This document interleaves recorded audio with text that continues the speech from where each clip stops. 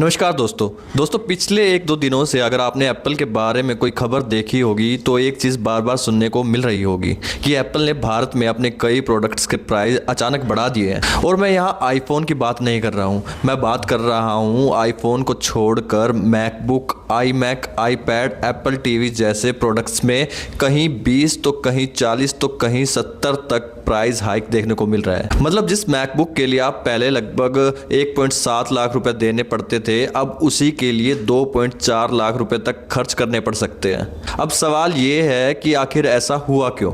या इसकी वजह सिर्फ इन्फ्लेशन है?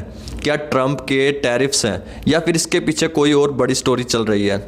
अब सबसे बड़ा सवाल, क्या सिर्फ एप्पल महंगा होगा या आने वाले समय में डेल, लिनोवो, एचपी, एसयूएस जैसी कंपनीज के लैपटॉप भी महंगे होने वाले हैं? आज इस वीडियो में हम बिल्कुल आसान भाषा में पूरा मामला समझेंगे।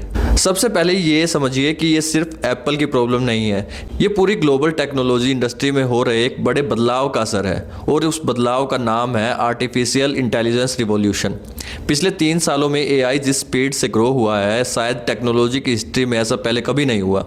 Open AI, Microsoft, Google, Meta, Amazon, Nvidia, ये सभी कंपनीज एआई के पीछे hundred of millions of dollar invest कर रही है।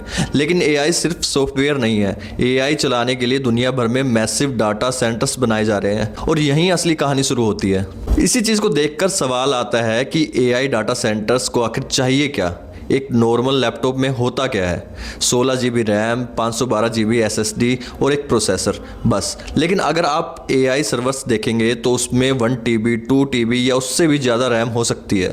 डजन ऑफ इंटरप्राइजेज SSDs, 8 से 16 हाई एंड एआई GPUs और हजारों ऐसे सर्वर्स मिलकर सिर्फ एक एआई डाटा सेंटर बनाते हैं। मतलब एक एआई डाटा सेंटर उतनी मेमोरी यूज़ कर सकता है जितनी लाखों लैपटॉप मिलाकर भी नहीं करेंगे। और यहीं से डिमांड एक्सप्लोड हो गई। अब मेमोरी चिप्स 2 तरह की होती हैं। पहली DRAM, इसे आप कंप्यूटर की वर्किंग मेमोरी समझ सकते हैं। जब आप फोटोशॉप खोलते हैं, वीडियो एडिटिंग करते हैं, गेमिंग करते हैं या चैट जीपीटी यूज़ करते हैं तो ड्राम काम करती है।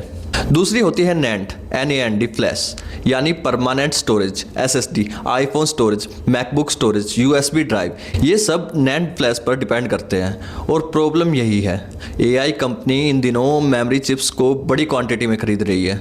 इकोनॉमिक्स का एक बड़ा सिंपल रूल है, डिमांड बढ़ेगी, सप्लाई लिमिटेड होगी तो प्राइस बढ़ेगा। आज वही हो रहा है। सैमसंग, माइक्रोन दुनिया की सबसे बड़ी मेमोरी चिप्स कंपनीज हैं। पहले ये स्मार्टफोन और लैपटॉप कंपनी को चिप सप्लाई करती थी, लेकिन अब उनके सबसे बड़े कस्टमर कौन है? गूगल, माइक्रोसॉफ्ट, मेटा, अमेजन और ओपन एआई, क्योंकि ये कंपनीज लाखों चिप्स एक साथ खरीद रही हैं, लॉन्ग टर्म्स कॉन्ट्रैक्ट दे रही है, प्रीमियम प्राइसेस दे रही है। तो ओबियस है कि चिप्स मैन्युफैक्चरर पहले इन्हीं कस्टमर्स को प्रायोरिटी देंगे। अब इसका सीधा असर क्या हुआ? मेमोरी चिप्स महंगे हो गए। रिपोर्ट्स के मुताबिक 2026 में ड्राम के प्राइसेस लगभग डबल हो चुके हैं। नैंड फ्लैश भी लगातार एक्सपेंसिव होती जा रही हैं। अब एप्पल भी कब तक अपनी पॉकेट से कॉस्ट अब्जॉर्ब करता? कुछ समय तक एप्पल ने प्राइसेस नहीं बढ़ाए, लेकिन अब कंपनी ने डिसाइड किया कि अगर प्रॉफिट मार्जिन बचाना है तो प्राइसेस बढ़ाने ही पड़ेंगे। लेकिन अब सबसे बड़ा इंटरेस्टिंग सवाल, अगर पूरी दुनिया में प्राइसेस बढ़ रहे हैं तो भारत में सबसे ज़्यादा इम्पैक्ट क्यों?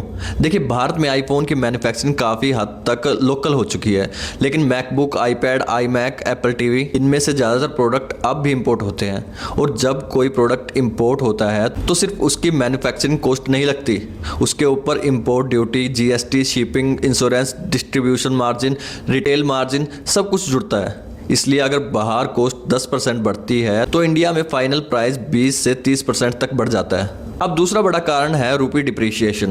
एप्पल अपने प्रोडक्ट्स की प्राइसिंग डॉलर में करता है। अगर डॉलर मजबूत होगा और रुपये कमज़ोर तो भारत में इंपोर्टेड इलेक्ट्रॉनिक ऑटोमेटिकली महंगे हो जाएंगे। यानी प्रोडक्ट वही है, लेकिन करेंसी की वजह से आपको ज़्यादा पैसे देने पड़ेंगे। इसे इंपोर्ट इन्फ्लेशन कहते हैं। तीसरी चीज़, एप्पल की बिजनेस स्ट्रेटजी। एप्पल खुद को प्रीमियम ब्रांड मानता है। एप्पल जनरली अपना प्रॉफिट मार्जिन कम नहीं करता। अगर कॉस्ट बढ़ेगी तो कंपनी प्राइस बढ़ा देगी, लेकिन मार्जिन सैक्रिफाइस नहीं करेगी।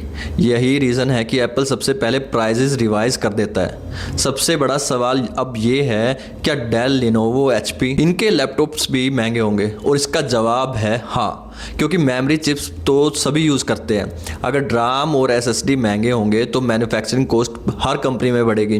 डिफरेंस सिर्फ इतना होगा कि कोई कंपनी कॉस्ट एब्जॉर्ब करेगी कोई ऑफर कम करेगी और कोई डायरेक्ट प्राइसेस बढ़ा देगी। लेकिन अगर एआई इंफ्रास्ट्रक्चर इसी स्पीड से ग्रो करता रहा तो आने वाले समय में लैपटॉप्स, डेस्कटॉप और स्टोरेज डिवाइसेस के प्राइसेस पर प्रेशर बना रहेगा। तो दोस्तों अब आखिरी सवाल ये कि आईफोन के प्राइसेस अभी उतने क्यों नहीं बढ़े। देखिए, ये एप्पल का स्ट्रेटेजिक डिसीजन भी हो सकता है, क्योंकि भारत आईफोन के लिए बहुत बड़ा मार्केट बन चुका है। साथ ही भारत में आईफोन की मैन्युफैक्चरिंग भी लगातार बढ़ रही है। इसलिए एप्पल फिलहाल आईफोन को एग्रेसिवली प्राइस इंक्रीज नहीं करना चाहता, लेकिन मैकबुक, आईपैड और बाकी इंपोर्टेड प्रोडक्ट्स पर कॉस्ट पास ऑन कर दी गई है। तो दोस्तों पूरी कहानी का कंक्लूजन बहुत सिंपल है। ये सिर्फ एप्पल की स्टोरी नहीं है, ये एआई रिवॉल्यूशन की साइड इफ़ेक्ट्स है। एआई जितना तेज़ी से ग्रो करेगा उतनी ज़्यादा मेमोरी चिप्स की डिमांड होगी। मेमोरी जितनी महंगी होगी उतने ही एक्सपेंसिव लैपटॉप्स, टैबलेट्स और कंप्यूटर होते जाएंगे। यानी आने वाले समय में एआई सिर्फ सॉफ्टवेयर नहीं बदलेगा, बल्कि टेक्नोलॉजी खरीदने का कॉस्ट भी बदलने वाला है। आपका इस पूरे मुद्दे पर क्या ओपिनियन है? क्या आने वाले समय में टेक्नोलॉजी और महंगी होगी या कंपटीशन प्राइजेस को कंट्रोल कर देगा? अपनी राय नीचे कमेंट में ज़रूर बताइएगा। तो दोस्तों ऐसी ज़रूरी जानकारियों के लिए हमारे पेज को लाइक करें। धन्यवाद। जय हिंद, जय भारत।